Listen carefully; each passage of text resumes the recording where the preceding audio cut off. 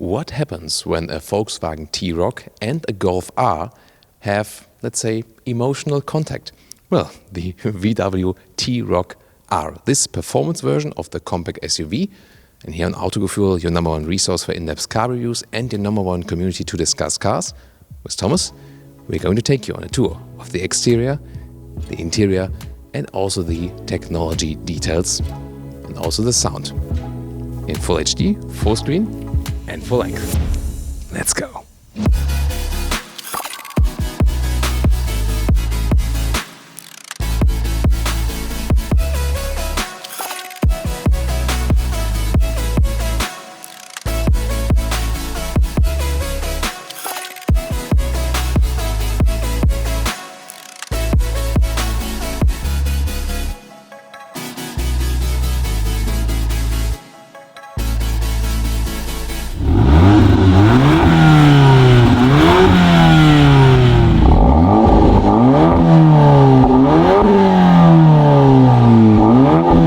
The T-Roc R features a unique front grille in a comp style here.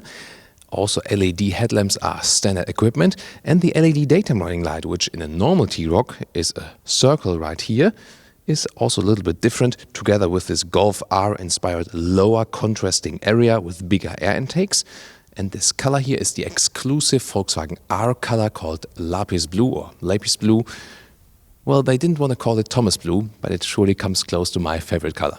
4.23 meters, 13'9", or 166 inches is the length of the T-Roc. It's also the same, of course, in the T-Roc R. You've got some sporty styling elements like the R badge here, then the contrasting mirror caps as well as chrome frames around the upper part of the window. Again, you can see that this lapis blue color has different blue nuances, very beautiful. The wheels you can either get in 18-inch as standard. Those ones here are the optional 19-inch in dark matte. The 18-inch would be black on the outer parts and like more shiny silver part on the top part. They are also available then for the Golf R, for example. Very interesting that you also get bigger brakes, 17-inch discs right there. And also a very nice detail, look at that, here a metal knurling around the pin of the air intake here. Really nice detail and adds to a quality feeling. However, what is interesting to me is that they kept this crossover look here with the plastic wheel arches. I do prefer that because when I go for an SUV, I rather want to keep the SUV look. Some other sporty lines, they always paint it in vehicle color. What do you think about it? The rest is basically standard T-Roc design with a design line right here above the door handle. And again, Golf style inspired, a very strong C shape. This one, of course, also on the MQB platform that has been used all over the place in the Volkswagen AG. But usually you also get a lot of technology features then when they share the same platform. Next to some other standard colors which are not exclusive, you can also get a contrasting black roof. This one here is just in the same vehicle color, but if you like, you can add some more contrast then with this upper part all in black. The rear has a modern light signature, and the R version also features the sporty badge, as well as a contrasting lower bumper. You can see here this diffuser style. The exhaust, it already is basically a sporty exhaust, but then the one you see here is the optional Akrapovic exhaust. Yeah, for the Golf R, it's almost 4,000 euros extra, so really expensive. Of course, you get more sound. You've already listened to the prototype vehicle we filmed earlier outside to the sound of the T-Roc R. So yes, if you want more sound, you can go for it, but you really have to think about if you want to invest that, that extra price. We'll soon talk also about the total price of this car, which will also be very interesting. The biggest extra price you pay is for this engine. It's a 2-liter TSI turbo petrol engine. And so far the 2-liter TSI was also available, but not in this horsepower spec. This one in here with 300 horsepower, 400 Newton meters of torque, and the expected acceleration figure is 4.9 seconds to 100 kilometers or 62 miles an hour. Together with an all-wheel drive, so it's front plus rear on demand, but of course with so much power, basically on the front axle, the rear axle will somehow always be participating in this acceleration process, because it also makes sense and if you have so much power right there. The excavation figure comes close to a Golf R. The question is, why is it somehow different? Because the cars are somewhat similar. This one, of course, sits a little bit higher. Weight distribution is maybe a little bit different. Those are, probably factors that play a role in that case. Well, what do you think about putting the R engine here in the T-Roc? The T-Roc R comes with a stiffer and sportier sports suspension. It's a little bit lower, and combined also with this driving mode selector, you can fine-tune, for example, the throttle input and so on. However, it's not adaptive. Optional, you can then get the DCC, that is then the adaptive suspension, also with a sportier trim.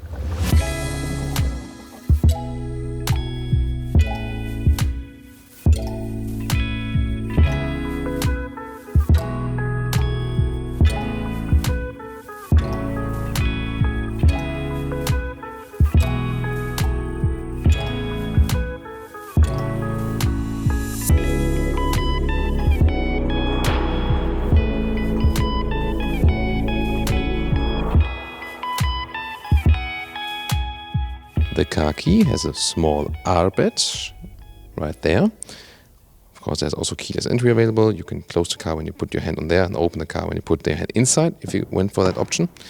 Then, instead of the doors, this is something a lot of people had wished that they used then soft touch material here in the R version, which is way more expensive. But here also in this R version of the T-Roc, you get the hard plastic at the inside of the doors. However, what you get extra is this matte blue insert here. It's also a nice color contrast. Then you have some leatherette armrest and reasonable space also at the inside of the doors, because it's supposed to be also a practical performance SUV. Then this interior has a unique steering wheel with flat bottom taken from the Golf R, also with white contrast stitches on the inside.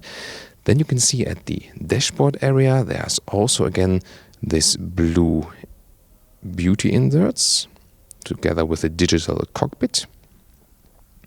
Soon more details to that. And those unique seats, specially designed for the T-Roc R. You can see they have fabric on the main seating area, have enough room, but then have more shoulder support, for example, together with Alcantara inserts. And they also visually seem to have an integrated head restraint, but that's just when it's in the lowest position. You can also put them up if you're a little bit taller. Then you can see that they are still somewhat separated. Like this, there you can see it. There we go. But still in a very nice design. And I'll also test the seat quite soon and tell you more about the comfort. Here we go. Of course, the side area is a little bit stiffer when getting in and out. Some leatherette applications on the outside. And it's actually very comfortable. The difference to the Golf is that you sit a little bit more upright in the T-Roc. That would be, the main argument for going for a T-Roc R instead of a Golf R. There's more upright SUV seating position. And I think the seats are a good mixture of comfort and sport. And since it's a fabric surface, you also stay cool in summer and it's not that cold in winter. So I think well done visually wise and also comfort wise. The steering wheel here can be adjusted like this, in and out and up and down. So also tall people can find a good seating position. When I put the seat all the way down, me with 1.86 m or 6'1", that leaves plenty of headroom. So that would maybe be another argument if you're a little bit taller, since the SUV is also not equipped with a very low roofline. You have more headroom here on the inside than, for example, with the Golf. This is the interior overview. There again you can see this matte blue style. There you can also hear that it is a matte material, and I think it's actually welcome to me as an difference to all of the high glossy black stuff. We can still find it here though. Then again, a look at this steering wheel and all digital clusters right there, left and right. The base infotainment system for a T-Roc would be 6.5. This one is the optional 8-inch screen, but it still features those knobs for volume and also for zooming in the map. I really like that because it's easier to use while driving the vehicle. Other than that, it also reacts to touch and is very responsive. And it's actually quite easy to use. You can always add your phone via Bluetooth or also with Apple CarPlay or Android Auto, so quite intuitive to use. The only thing that is a little bit lacking as for the processor speed is you can only have the map on one screen, so you can change that you have the map in the digital instruments, but then you don't have it on the other screen anymore. That should be a little bit better, I think. The digital instruments are very clear to read, and the advantage is that you're flexible. You can have a map view in there, a little bit bigger. Use the view here, then you can have the map all over the place. That is then better in your field of view as a driver. Or you can also have some audio or telephone information in there, or some consumption figures and so on. Consumption should be around, if you take it slowly, 7 liters, 1 kilometers, or the 34 mpg US or 41 mpg UK. That's from the Golf R. It should be quite the same, but only if you take it slow. Of course, you want to drive the car something a little bit faster, and then consumption goes up. You can see we have the base climate unit here. Of course, there's also the automatic AC available, where you then see the temperature right there in a small display when you change it. But also when you go for it like this, it works quite well. Then in the lower part, 2 USB ports, also enough room for your smartphone to put it in right there.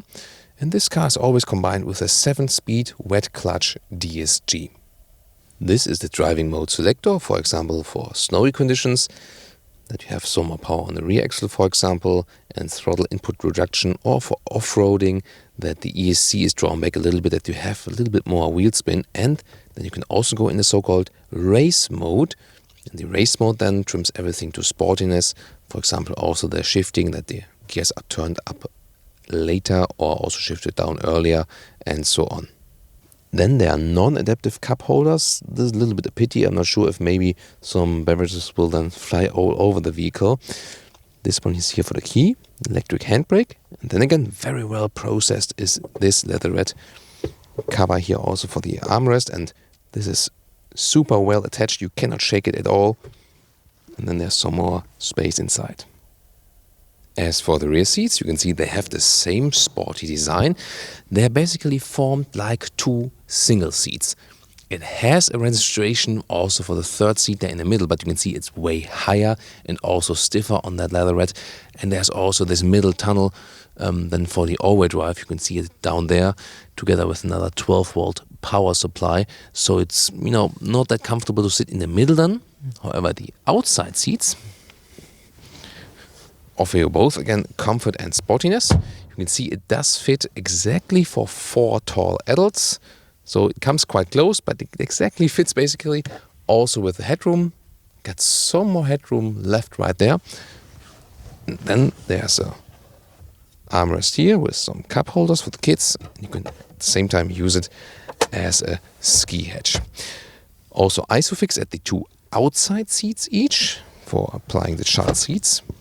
And then you can already flip the seats from here in a 1/3, 2/3 split, or then using the ski hatch. But I would say we'll take a look at that also from the trunk.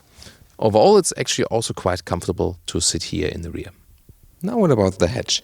There is also an electric tailgate available. This very vehicle is not equipped with that yet, but you can see up there is also a blind button where it would be applied. So it's an option you can go for. We already had a T-RocR with the electric tailgate. Then you got quite some square dimensions. You can just see, due to the sporty design here of the rear window, you lose a little bit of height in the rear. Below here you can also fit a replacement tire, and what's also handy that you can fix that one up right there. And what about the standard measures? So this one here is 78 centimeters in length. It should be about a meter in width. Yeah, again, approximately a meter in width. And at the very rear part here, it's just about 30 centimeters in height. And then here under the cover, it's about 40 centimeters. But of course, you could also remove this cover right there. Last but not least, yes, it has 300 horsepower. It is actually quite fast. 300 horsepower, by the way, not 310. Same goes for the Golf R, because those new WLTP driving cycles, they made those requirements to put the horsepower a little bit down again for those performance engines. So here we go, flipping the seats. The question is here also, can we do anything with the front seat? No, it has this turning wheel, so we cannot flip the co-driver seat all the way to the front. And this way here to the co-driver seat. Let's take a look at that. Yeah. Last one right here. So when also a tall person is driving, is about 1.55 meters. And I think you can very well live with that. So you can still use this basically as a family vehicle, if your family is still maybe young and small, or just if you want, this SUV feeling, but don't need a big performance car. Well, one last aspect, because coming soon to our conclusion, the door closing sounds here everywhere. This is something they've really figured out, and also when this tactile feeling of the door handles, that gives you really a quality impression. So, and now to our final conclusion for today with the T-RocR R. First of all, such a beautiful color. I would take it directly in this very color, of course. From the interior blue, I found it great that it is matte and not like this, shiny glossy stuff as always. But then again, it would even be better when it would match the exterior color here. But then again, it's really hard to have a matte color matching a metallic color. Yeah, so pros and cons about that. The interior, well, there has those two downsides, that the dashboard and the inside of the doors is hard packed plastic. It should be, for the price of the vehicle, I think a little bit better, like in the Golf, for example. Then again, everything else is very well done. Also really lovely seats with a good compromise of sportiness and comfort. Again, you have a little bit more higher seating position than in the Golf R. That would be speaking for that. And of course, if you just want this SUV touch. The T-Roc in general, if you think about the SUV lineup from Volkswagen, we had this big comparison test, and we found that this one here was the SUV that was most fun to drive from their SUV lineup. So it's really promising, and also what Benny Leuchter told us at the racetrack with the prototype vehicle, that it really comes very close to a Golf R as for driving that one.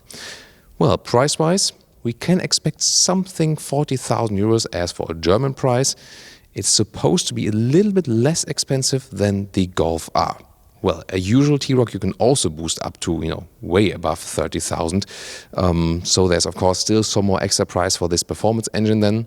For a compact SUV is expensive, yes. But then if you compare it also to other, performance cars, then it's not that expensive anymore. Yeah, you have to make up your mind about that yourself.